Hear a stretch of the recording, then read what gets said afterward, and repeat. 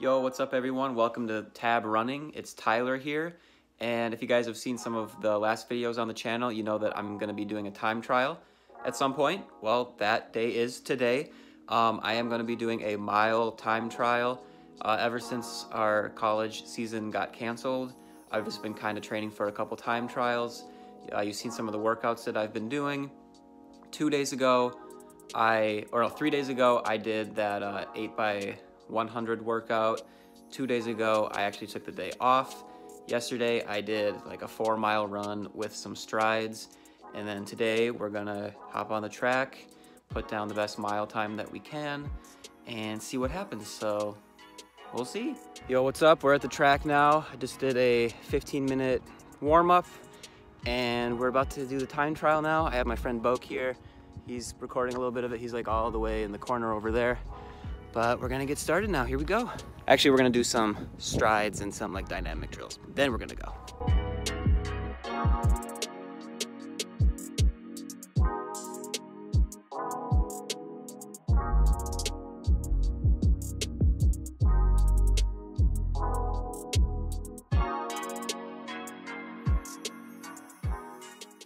Okay, are you ready? Yeah, I'm ready. Okay, on your marks. Set. Go.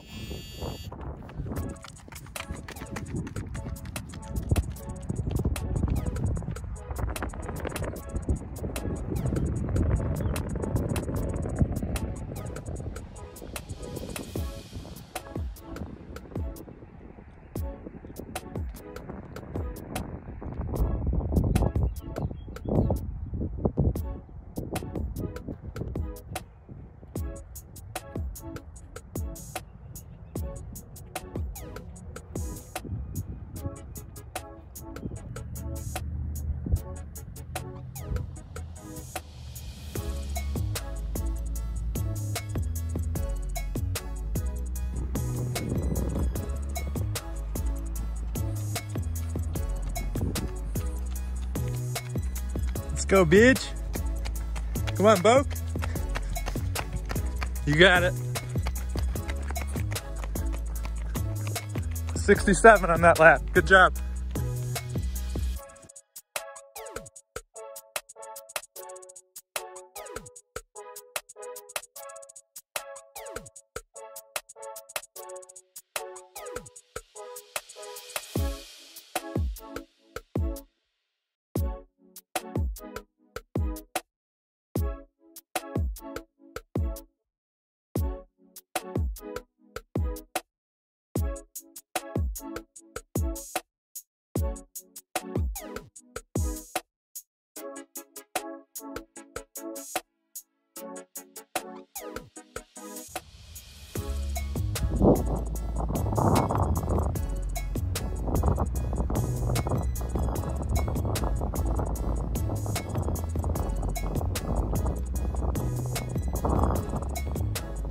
Let's go, Boak. You're running really fast here. Let's go.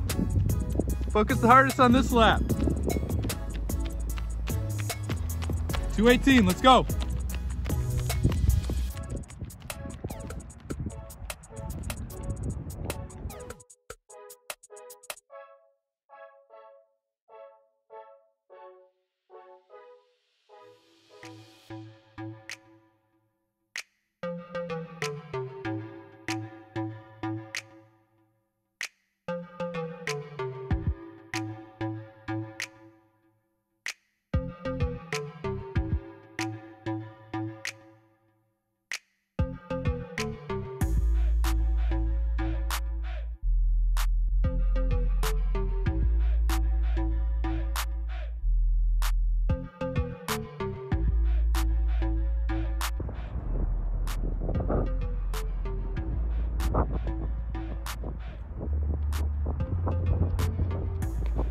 Let's go, Boak.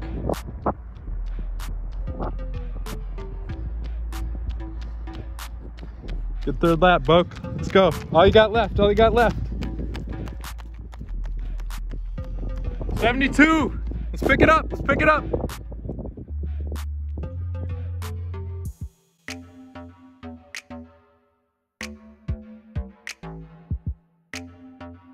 Last 300, Boak. Everything you got. Let's get it, let's get it, let's get it. 200 left, let's go.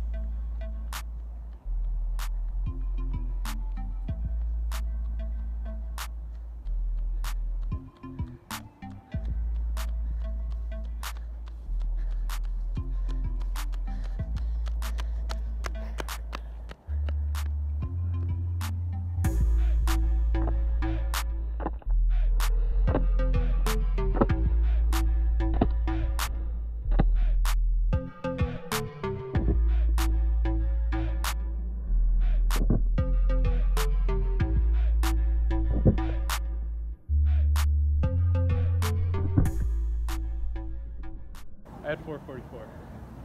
44?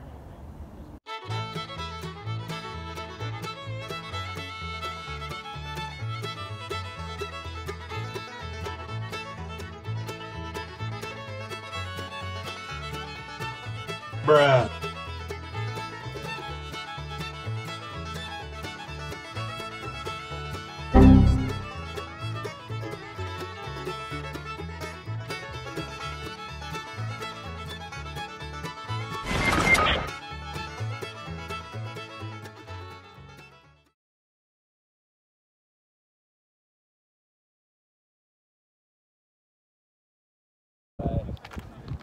We get it next time.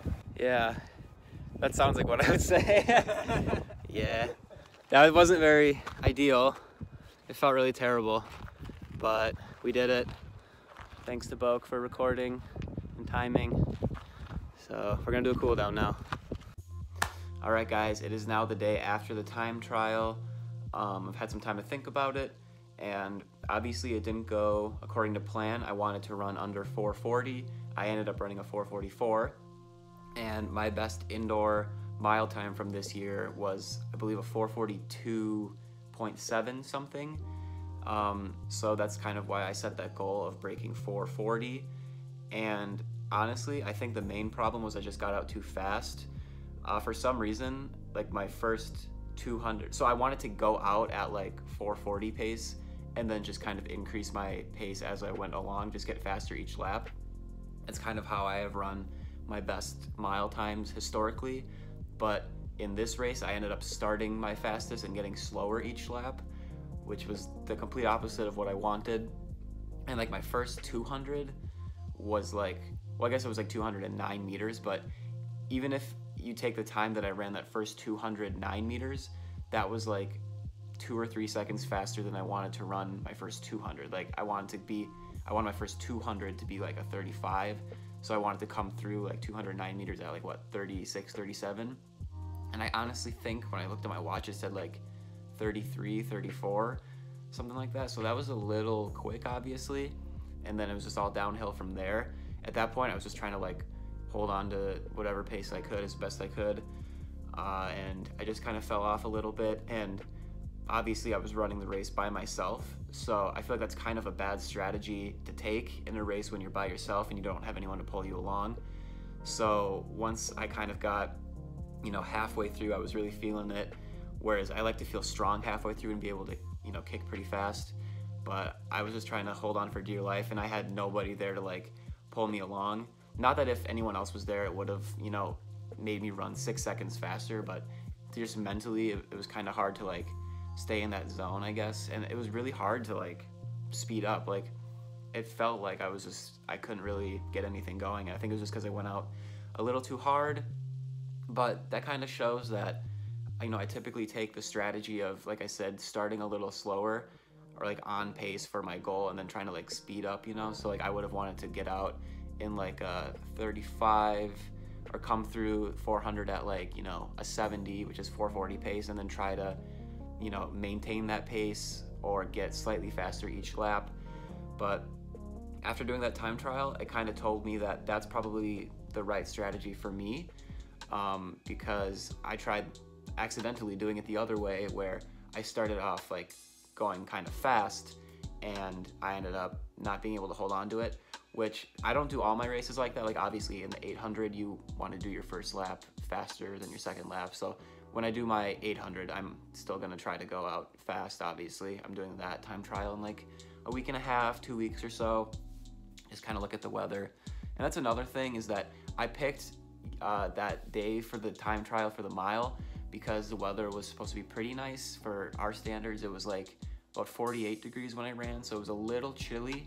And I looked at the forecast and it said the wind was supposed to be 5 to 10 miles per hour, but I don't know if you guys could tell from the video, but it felt like on the back stretch, it felt like it was like a lot stronger than that. I don't know if that was just because I was, you know, running and it just amplified how bad it felt, but I could really feel it pretty bad.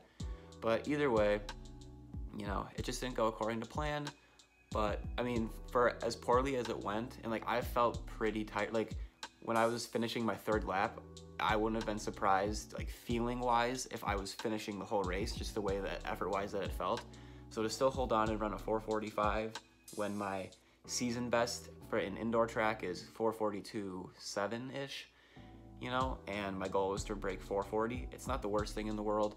My lifetime PR in the 800 is like a 2:01 high, but typically I kind of plateau around like a 2:02, which is really annoying. I've been trying to break 2 for quite some time now, and I've honestly felt like this year with the indoor training and everything that was happening, I felt like I was gonna get it.